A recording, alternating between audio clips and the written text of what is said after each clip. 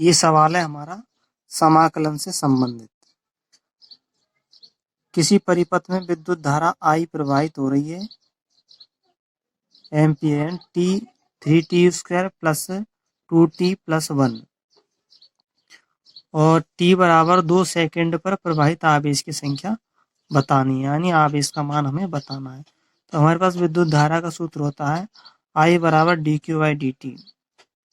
आवेश ज्ञात करना है तो dq बराबर होता है I dt। तो इसका हमें क्या q निकालने के लिए क्या करेंगे, इसका हम q का मतलब होता है ये तो हमारा अल्फांश है और हमें पूरा आवेश निकालना है। तो पूरा आवेश निकालने के लिए क्या करेंगे, तो पूरा आवेश निकालने के लिए क्या करेंगे, इसका समाकलन करेंगे। तो इधर भी समाकलन करेंगे, इधर भी समाकलन करेंगे तो हमारा क्या हो जाएगा, q आ जाएगा।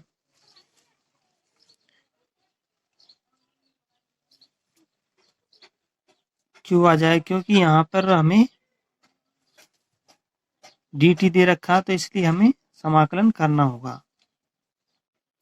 और समाकलन करने के लिए हम क्या करते हैं कि हमारे पास एक सूत्र होता है, सूत्र हम बताते हैं। ये सूत्र है कि किसी का भी हमें समाकलन करना होता है तो उसके लिए सूत्र होता है, कोई भी राशि है उसकी घात x है, x की घात n प्लस 1 तो बटे n प्लस 1 ये होता है।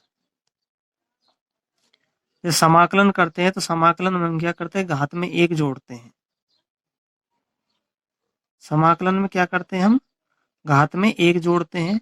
तो जो घात है, जो 1 जोड़ा, जो ऊपर घात को नीचे ऐसे से लिख देते हैं।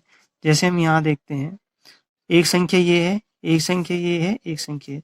तो हमारे पास क्या 3 संख्याएं हैं। तो पहली संख्या क्या 3t², तो 3t के ऊपर घात कितनी है, 2 है। तो समाकलन करेंगे तो एक घात जुड़ जाएगी, तो 2 + 1 हो जाएगा।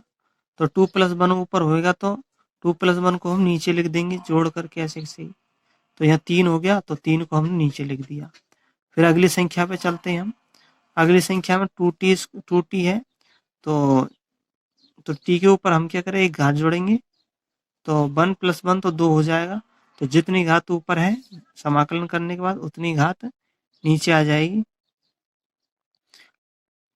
तो 2 आ जाएगी। फिर यहाँ पर देखते हैं हम 1 है, तो 1 का क्या करते हैं, हम t रख देते हैं। तो t रखते हैं तो 1 की घात 1 ही होती है, तो यहाँ 1 आ जाएगा। ठीक है, यहाँ 1 रख सकते हैं हम। तो फिर यहाँ से 3 से 3 कट जाएगा, 2 से 2 कट जाएगा। बची हुई संख्याओं को हम ऐसे से लिख देते हैं, t³ + t² + t। अब यहाँ हम t का मान रख देंगे और t का मान रखने के बाद हमारे पास 14c यानी 14 कूलाम आ जाएगा।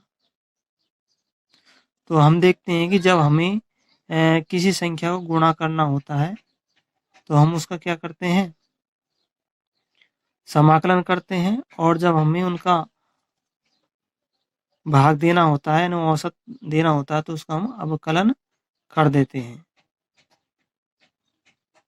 तो इस तरह से हम इस सवालों को हल कर लेंगे।